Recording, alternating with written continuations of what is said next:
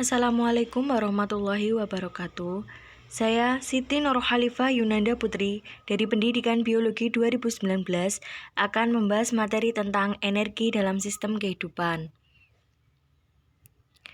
Poin-poin yang akan kita bahas pada materi kali ini adalah yang pertama ada energi mekanik, yang kedua ada energi panas, energi listrik, energi cahaya, energi kimia, dan energi gerak.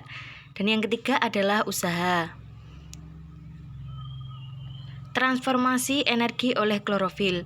Klorofil adalah zat hijau daun yang terdapat dalam organel sel tumbuhan yang disebut klorofas. Klorofil berfungsi dalam fotosintesis.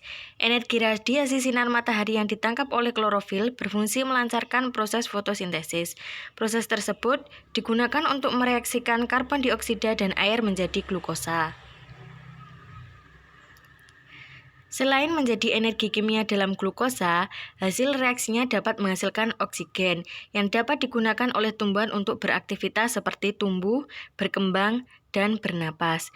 Jadi, energi cahaya diubah menjadi energi potensial dan energi kimiawi yang disimpan dalam molekul karbohidrat dan bahan makanan lainnya. Transformasi energi. Transformasi energi dalam sel terjadi sebagai berikut, yaitu pada makhluk hidup heterotrof atau makhluk hidup yang memanfaatkan sumber makanan organik, makhluk hidup yang tidak mampu merubah senyawa anorganik menjadi senyawa organik. Energi bersumber dari makanan yang dikonsumsi. Energi ini akan mengalami transformasi mulai dari energi potensial berupa energi kimia, makanan, menjadi energi kinetik atau gerak dalam aktivitas makhluk hidup tersebut.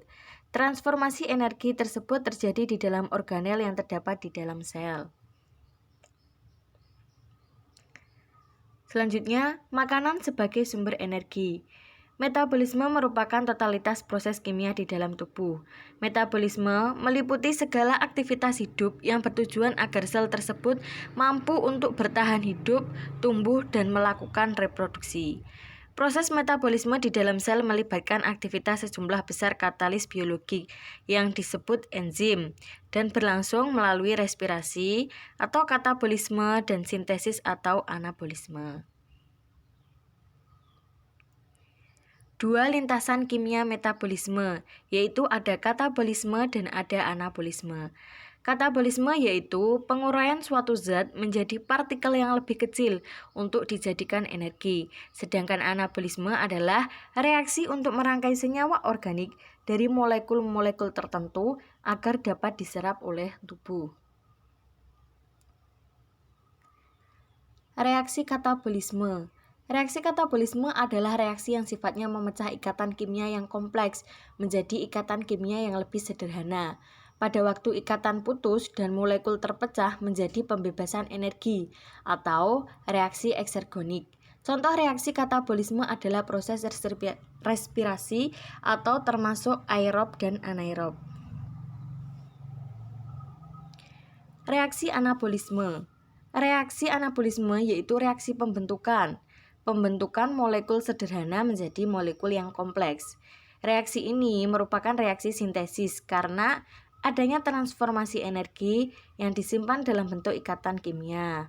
Oleh sebab itu, reaksi ini juga disebut dengan reaksi yang membutuhkan energi atau energonik. Contoh reaksi anabolisme ini adalah sintesis atau termasuk fotosintesis dan kemosintesis. Fotosintesis. Apa yang Anda ketahui tentang fotosintesis? Fotosintesis merupakan perubahan energi cahaya menjadi energi kimia dalam bentuk glukosa. Proses ini biasanya terjadi pada tanaman autotrof atau tumbuhan, membutuhkan cahaya, air, dan karbon dioksida. Reaksinya yaitu 6CO2 plus 6H2O menjadi C6H12O6 plus 6O2. Di mana terjadinya fotosintesis? Biasanya pada daun monokotil, fotosintesis terjadi pada jaringan parenkim atau spons, dan pada tanaman dikotil, fotosintesis terjadi pada jaringan parenkim palisade. Struktur kloroplas. Struktur kloroplas yaitu terdiri dari dua lapisan membran. Bagian dalam disebut membran. Bagian yang tebal disebut tilakoid. Kumpulan tilakoid disebut granum atau jamak grana. Dan di sini juga terdapat stroma, yaitu cairan yang mengelilingi tilakoid.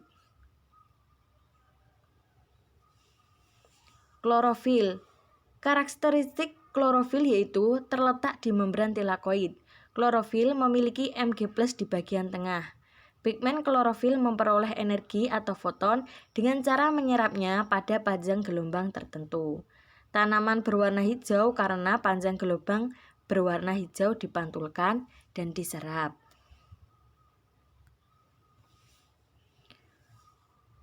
Fotosintesis yaitu terjadi dalam dua fase. Ada reaksi terang dan ada reaksi gelap atau disebut dengan siklus Kelvin. Reaksi terang yaitu reaksi yang memerlukan cahaya karena cahaya diserap oleh pigmen. Pada reaksi gelap disebut tahap sintesis dari fotosintesis, yaitu menangkap energi matahari untuk mengubah energi kimia menjadi gula. Yang pertama, reaksi terang. Karakteristik dari reaksi terang ini adalah reaksi terang membutuhkan cahaya terjadi di membran tilakoid. Yang kedua, membutuhkan cahaya dan air. Dibentuk molekul penyimpanan energi atau ATP dan NADPH. Oksigen merupakan produk sampingan fotosintesis. Yang kedua adalah reaksi gelap.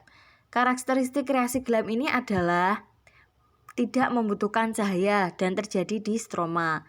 Karbon dioksida diubah menjadi glukosa.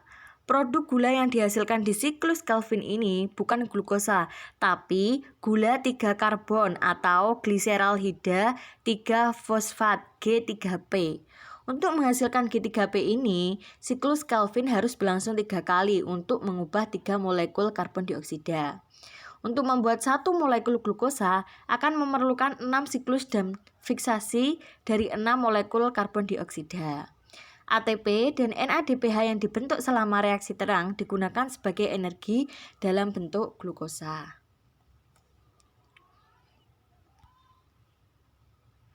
Selanjutnya pembahasannya adalah pernapasan atau respirasi atau disebut juga dengan oksidasi biologi. Respirasi bukan hanya sekedar memasukkan oksigen dan mengeluarkan karbon dioksida, tetapi respirasi adalah proses pemecahan glukosa oleh oksigen yang terjadi pada mH yang akan membentuk energi untuk aktivitas tubuh. ATP atau adenosin trifosfat sebagai sumber energinya. Berikut adalah skemanya. C6H12O6 plus O2 CO2 plus H2O plus energi. Jadi, pada respirasi ini memerlukan O2 untuk setiap sel tubuhnya. Dipakai untuk memecah satu glukosa menjadi 36. Pada respirasi terdapat alat-alat pernapasan pada tubuh manusia, yaitu yang ditunjuk nomor 1 adalah hidung, yang kedua adalah tekak, nomor 3 adalah tenggorokan atau trakea. Yang keempat adalah cabang tenggorokan atau bronkus. Bagian 5 adalah alveolus dan bagian 6 adalah paru-paru atau pulmo.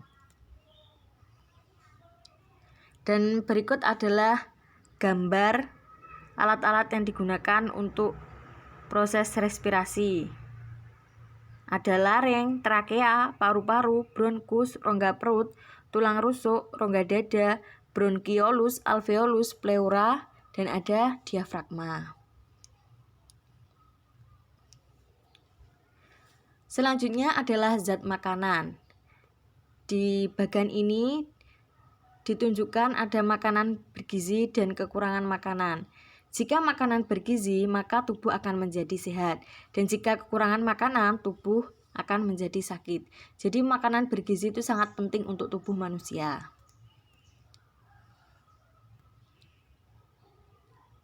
Makanan bergizi.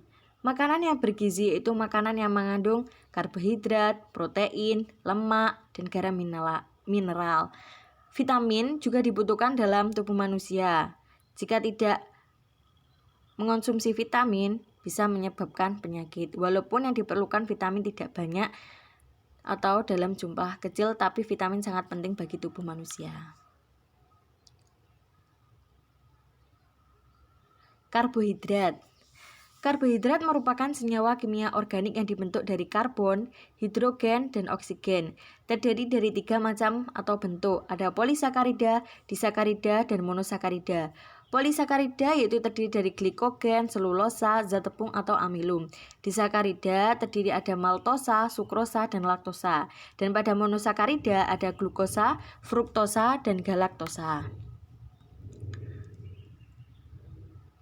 Protein.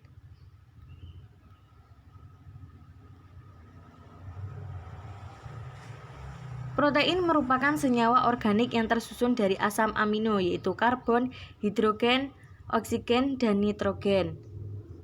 1 gram protein ini sama dengan 4,1 kcal. Nah, berikut adalah gambar makanan atau sayuran yang mengandung protein.